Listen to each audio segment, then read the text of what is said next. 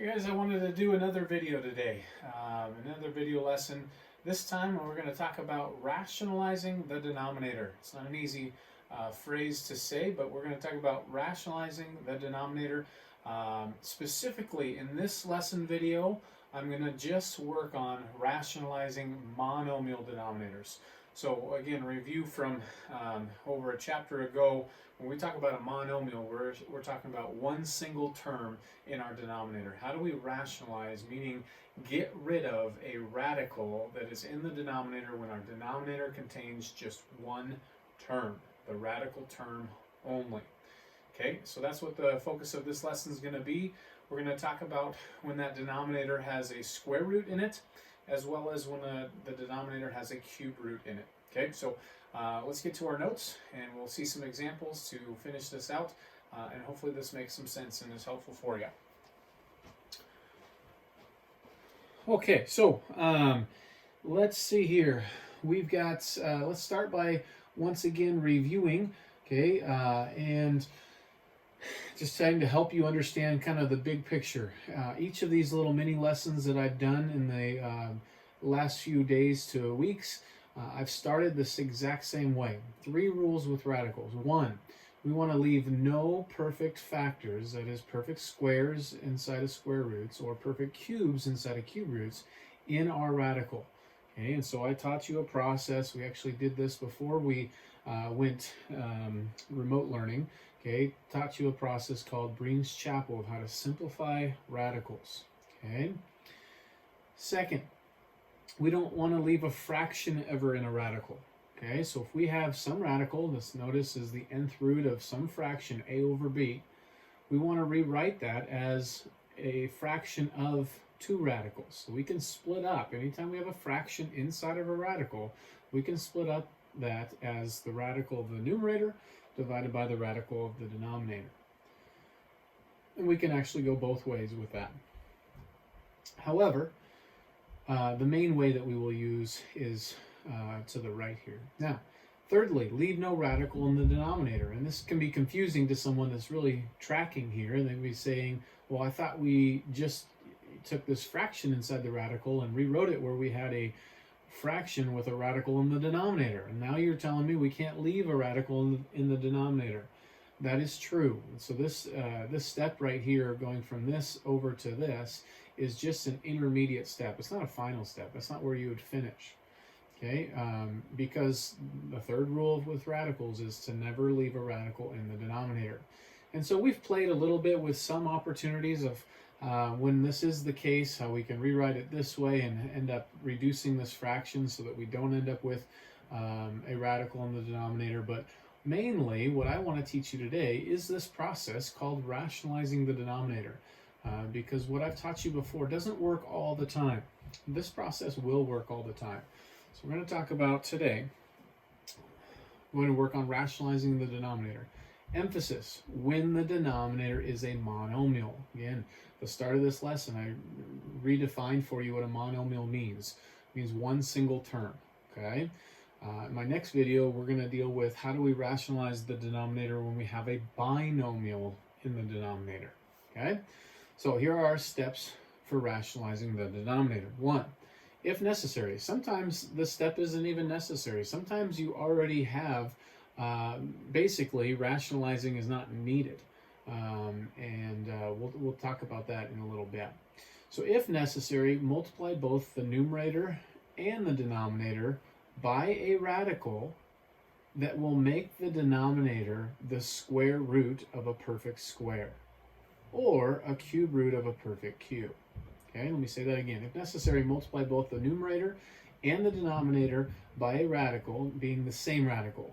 Okay, whenever you multiply the numerator and denominator by the same thing, ultimately what you're doing is you're multiplying by some value of 1.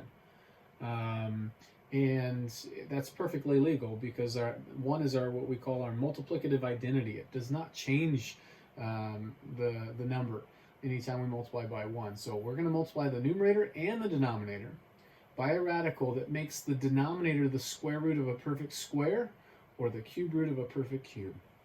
Okay, we're going to look at this. This is the hard part of this process of rationalizing the denominator. Secondly, lastly, If necessary, simplify. Again, that brings chapel, both the numerator and the denominator. Okay? All right, so a helpful process or a helpful thing for you to be successful in this lesson is if you know your perfect squares and you know your perfect cubes well. Okay, so I just made a list of all the perfect squares and perfect cubes I would hope that you would be familiar with. Okay, so 1 squared being 1, 2 squared 4, 3 squared 9, etc. All of those should be pretty easy, especially until you get to 10 squared being 100, because that's on your 10 by 10 times table that you worked really hard in elementary school. Now the ones that you might struggle and need to work on memorizing that make it a lot more helpful in this process: 11 squared being 121, 12 squared being 144, 13 squared being 169, 14 squared 196, 15 squared 225. Hey, the reason that this is going to be helpful if we know this list really well is this is what we're trying to get in the denominator, is a square root of one of these numbers. Because if we can make the denominator the square root of one of these, well, the square root of 225 is just 15. The square root of 196 is just 14. So if I get a square root of 225, I can rewrite that as 15. Notice the radical went away. Okay, if I had square root of 225, let me go ahead and get a pen real fast.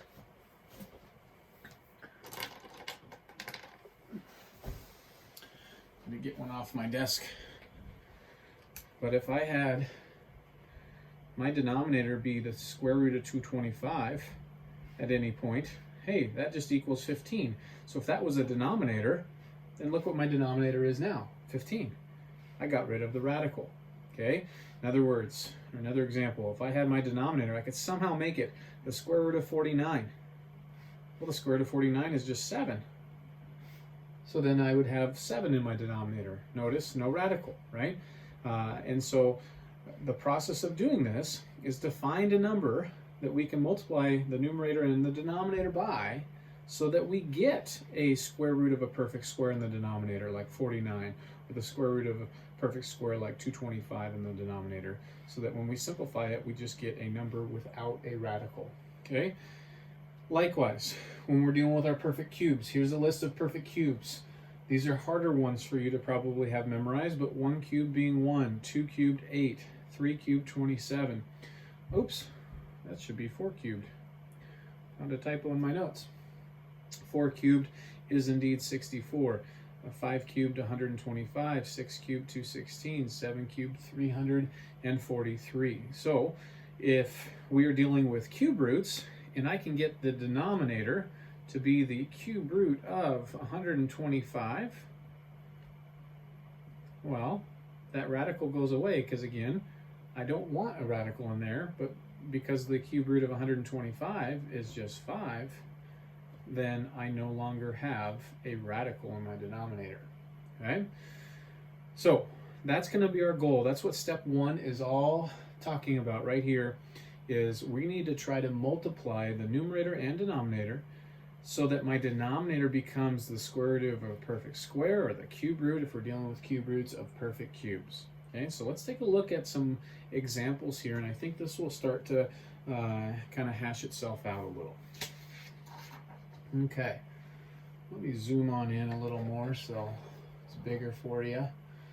There's our first example, the square root of 3 divided by the square root of 5. Okay, so step 1 says I need to take the square root of 3 times the square root of 5, and I need to multiply the numerator and the denominator by the same thing, so that my denominator turns into the square root of a perfect square. So I need this down here to be a perfect square number. Well, 5 is a factor of at least one of my perfect squares. Let's see what we can multiply 5 by so that I get a perfect square number down there. Let's go back over here to this list. I'm not going to multiply 5 by anything to make 1. I'm not going to multiply 5 by anything to make 4. I'm not going to multiply 5 by anything to make 9. I'm not going to multiply 5 by anything to make 16. But I can multiply 5 by something to turn it into 25. What is it? 5. So if I were to multiply the top and the bottom by, oops, sorry, here we go. If I were to multiply the top and the bottom of this fraction, so numerator and denominator, by some value that makes the denominator the square root of a perfect square, then that's what we want to do. So what's root 3 times root 5? This is why I worked on the skill of practicing multiplying radicals before this lesson. Root 3 times root 5 makes root 15. Root 5 times root 5, as we already said, makes root 25. And then now simplify. Okay, so root 15, does it break down? Hopefully you're saying, well, kind of, Mr. Breen, it does break down as a 5 times a 3, but are there any couples in those? No, so this is just the square root of 15 in the numerator. And 25, what's the square root of 25? 5 there is our answer. Make sure that that radical stays just in the numerator in this situation. Okay, and if you go through your 3 rules with radicals, okay, that can't simplify. There's rule number 1. Do I have a fraction inside my radical? No. Okay, inside my radical is just 15. That's not a fraction. And then leave no radical in your denominator. I don't. So that's why that is my answer. Okay, so hopefully that makes sense. All right, let's see another one here. This next one says 3 root 3 divided by root 6. Now, there is a way that we could go ahead at the start and simplify these two square roots. I want to at least address this.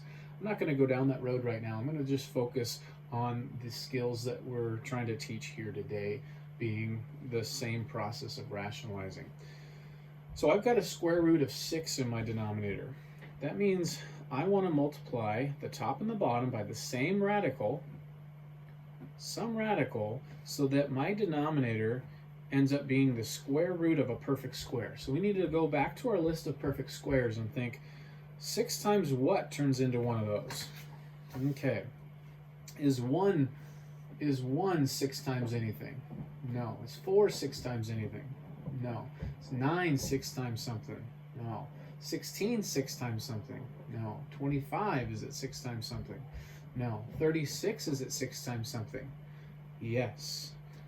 6 times 6 makes 36. So that means, back on this problem, I want to multiply the top and the bottom by root 6. Again, we have to multiply the top and the bottom by the same thing because this is now 1. Anything divided by itself is 1. And when I multiply by 1, I get the exact same expression. It might look a little different, but it's equivalent, okay? I used to always tell students, hey, it's like we're going to a Halloween costume party. I might go dressed as Superman, but am I really Superman? No, it's still Mr. Breen just looking silly like Superman, right? I'm putting this costume on this number. It's still going to be the number, it's just going to look a little different. Okay, so root 6 times root 6 makes root 36. 3 root 3 times root 6 makes 3 times the square root of 18. Okay, now we're not done because I can't leave a radical in the denominator. What's the square root of 36? 6. I've got 3 times the square root of 18 in the numerator. And now we're still not done. You might think, well, we did everything we did on the last problem. You're right, we did. But I see multiple areas where we need to simplify. 1, 3 and 6 can reduce. Okay, 3 goes into 6 how many times? Twice. So it looks like we have the square root of 18 all divided by 2. Again, you might think, hey, we're done. It looks very similar to this last problem's answer. We're not done. The reason is we got to go back to step 2. Step 2 says, if necessary, simplify. Brings Chapel both the numerator and the denominator. Okay, so can this radical, again, I've had this comment in a lot of videos that I've done, anytime your answer has a square root in it, your last thought should be before leaving the problem is, can this be simplified? So off to the side, we'll do a little chicken scratch. Okay, we'll say, okay, the square root of 18, break it down. That's a 6 times a 3. 6 is 2 times 3. So there is a couple, there is a lonely, and so we can rewrite the square root of 18 as 3 times the square root of 2. Okay, so let's go ahead and replace the square root of 18 with 3 root 2. So you have 3 times the square root of 2 all over 2. 2 does not go into 3. And this now, ladies and gentlemen, is our final answer. Okay? But the big idea, the principle, was the same on this problem. We started with, I've got a root 6 in my denominator. I needed to multiply that by something to turn it into a perfect square since I'm taking a square root. Okay, and the easiest one that we found was to multiply by root 6. Now, very, very, very often, what you'll end up multiplying both the top and the bottom by will be this exact same radical in the denominator. But not always. In fact, that's a perfect lead-in to this next question. Okay? With this next question, I still have a radical in the denominator. Alarm, alarm, alarm. We're violating one of our rules with radicals.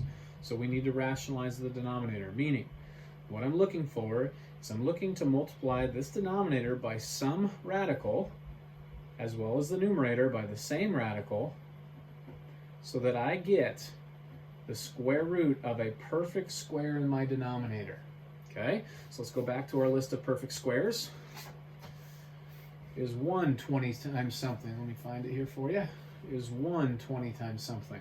No. 4 20 times something? No. 9, is that 20 times something? No. Obviously, we've got to get to bigger than 20, right? 25, is 25 something times 20? No. 36? No. 49? No. 64? No. 81, is that a multiple of 20? No. 100, is that a multiple of 20? Yes. We just found a perfect square that I can multiply 20 by to get. Okay? I can multiply 20 by something to get that perfect square, and that being 5, right? So I'm going to come back over here to this problem, and I'm going to go ahead and multiply the top and the bottom by root 5. Again, the whole purpose of doing that is this product right here, 20 times 5, is 100, which is a perfect square. That's our goal, is to multiply the top and the bottom by some radical that makes the denominator a square root of a perfect square. All right, so since that makes the square root of 100 down there, on the top you get 3 root 5, right? We don't get to multiply those other than just glue them together. We talked about that in our multiplying radicals lesson, that a non-radical and a radical, the only way that they multiply together is they just glue together, okay? All right, so we did that. Now we simplify the top and the bottom. 3 root 5 does not simplify at all. 5 is a prime number. The denominator, we all know the square root of 100 to be 10. Does 3 and 10 reduce would be my last thought. And no, it doesn't. So there, ladies and gentlemen, is your answer. Okay? Now, I certainly could have multiplied the top and the bottom by root 20, but the process in doing that, if I had done that instead, it still would have made a perfect square. This would have ended up being the square root of 400, which is 20. But then on the 20 that I use, I'd have to use Breen's Chapel to simplify it, and then there'd be a common factor that would reduce down to make this same answer. Okay, so that's why I'm not choosing to teach it that way. I'm choosing to teach it where I want you to do the thinking up front to find hopefully the smallest number you can multiply your denominator by so that you get the square root of a perfect square. All right? So that's how we do rationalizing the denominator when the denominator is a monomial square root. What I'd like to do now is transition to a couple examples of how do I do this when my denominator is a monomial cube root. Ultimately, it's the exact same process, with the exception being I want to find some number that I can multiply that denominator by, some radical, and it has to be the same type of radical, so some cube root of a number where I have to multiply the top by the same value, where after doing this multiplication, I get a cube root of a perfect cube this time instead of a perfect square. So I've got 9 here. I need to go to my list of perfect cubes and ask myself, what can I multiply 9 by so that I get a perfect cube? In other words, which of these perfect cubes has a factor being 9? So I come over here Is 9 times something 1? No. 9 times something 8? No. 9 times something 27? Yes. 9 times what makes 27? 3, you're saying. So then I want to do the cube root of 3 and the cube root of 3 right here. Sorry for that. Okay, so I wanted to, since I saw that 9 was a factor of 27, 27 being a perfect cube, and then I thought to myself, 9 times what makes that 27, that being 3. That's why I chose the cube root of 3 over the cube root of 3 of what I was going to multiply by. That makes my denominator the cube root of 27 now. That makes my numerator 5, a non-radical, times the cube root of 3, a radical. So 5 cube root of 3 in the numerator. And then simplify. Simplify that denominator. What's the cube root of 27? Hopefully you're saying to yourself, that's 3. And then my numerator, I have my 5 cube root of 3. And that's my final answer. Okay? Hopefully you saw the very, very similar flavor of what we just got done doing here with a cube root monomial denominator. But the main difference being is we're looking for the number that multiplies to make a denominator being a perfect cube in there. So let's try it again. I've got a couple more opportunities to practice. So in this problem, I have the cube root of 7 divided by the cube root of 5. Okay, so once again, the first step is to look for what can I multiply? What radical can I multiply this denominator by? And the same radical I'd multiply the numerator by, so that I get a cube root of a perfect cube. So I need to go to look at my perfect cube list and ask myself, which is 5 a factor of? Which does 5 divide evenly into? Does 5 divide evenly into 1? No. 8? No. 27? No. 64? No. 125? Yes. 5 is what times 100, 5 times what makes 125? 25, right? 5 quarters is $1.25. So that means I need to multiply, back on our problem, sorry. I need to multiply the top and the bottom by the cube root of 25. Now, in doing that, my denominator turns into the cube root of 5 quarters, makes $1.25 or 125 in this situation. And then here I've got 7 quarters. Well, that's an additional 50 cents onto that, so that would be the cube root of 175.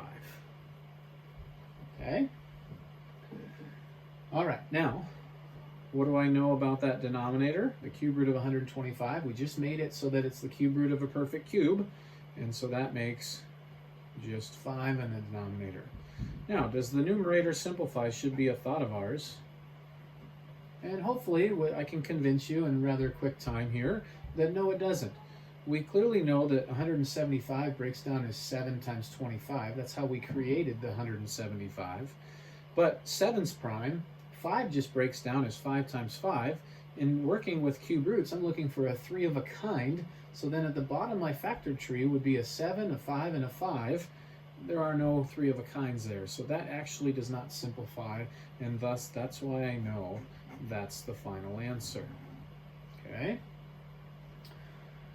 Okay, one last example to walk you through before I let you loose to try this on your own. This problem says 2 times the cube root of 4 divided by the cube root of negative 3. I wanted to throw a negative in there. It shouldn't intimidate you. In fact, what did we talk about when we had negatives inside of odd roots? In a previous video, I said, hey, a negative inside of an odd root, we can just take that negative outside. So this ends up being 2 times the cube root of 4 divided by negative of the cube root of 3. And a negative outside here in the denominator, if a fraction's negative, I can put that negative in the denominator, or I can have it in the numerator, or I can have it off to the side. So I'm actually going to go ahead and just put it up front on top with that 2. So we have negative 2 times the cube root of 4 all over the cube root of 3. Okay? Now let's tackle this problem just like we've done all the others. Okay, so I'm looking for, let me rewrite it now that I have a little bit more space down here. I'm looking to multiply this fraction by some cube root, both top and bottom, by some cube root, so that I end up getting the cube root of a perfect cube. So we're looking for what number times 3 makes a perfect cube, or what's a perfect cube that 3 is a factor of. So let's go back to our list of perfect cubes. Is 3 a factor of 1? No. Is 3 a factor of 8? No. Is 3 a factor of 27? Yes. 3 times what makes 27? 9. So that's why on this problem, I'm going to multiply the top and the bottom by the cube root of 9. Cube root of 9. Again, perfectly legal to do, because all I'm doing is taking my original expression and multiplying by 1. Okay? So, perform that multiplication. Anytime you multiply a fraction times a fraction, we multiply straight across. So the cube root of 3 times the cube root of 9 is the cube root of 27. On top, negative 2 times the cube root of 4 times the cube root of 9. Here, this cube root multiplies these two cube roots, so you get negative 2 times the cube root of 9 times 4, 36. Okay? All right, what do we know the cube root of 27 to be? Cube root of 27 is 3. On top, I have negative 2, cube root of 36. Now, before I leave this answer, you look at this problem and say, you've got a radical in your answer. Is that in its simplest form? 36, can I break it down and find any perfect cubes? Can I find any 3 of a kinds? Okay, 36. Well, what multiplied to make it? A 4 and a 9 did, right? 9 is a 3 and a 3, but 4 is a 2 and a 2. Any 3 of a kinds in those numbers? 2, 2, 3, 3? No, we've got lots of couples, right? And in fact, that's why the cube root of, if this was the square root of 36, that we would have an answer. Okay, but cube root of 36, that doesn't break down at all. So this is our final answer, negative 2 times the cube root of 36 all over 3. Okay, so if that was still a little confusing for you, I encourage you to stop this video, rewatch it. One of the beautiful things about this distance digital learning is that you can pause, you can replay, you can pause, try the problem, and hit play to see, did I do it right? So anyways, I hope that this helps. I hope that you'll have some success when it comes to simplifying radicals where we're rationalizing the denominator. Again, in this video, we just focus on rationalizing monomial denominators when our denominator was either a square root or a cube root. Okay, so really get to know those lists of perfect squares, perfect cubes, and I think that will help you. So if you have questions, feel free to get in touch with me and I'll do my best to help you. But otherwise, I hope that helps, and I hope this video finds you safe and doing well until the next time we see each other. So take care, and hope this helps.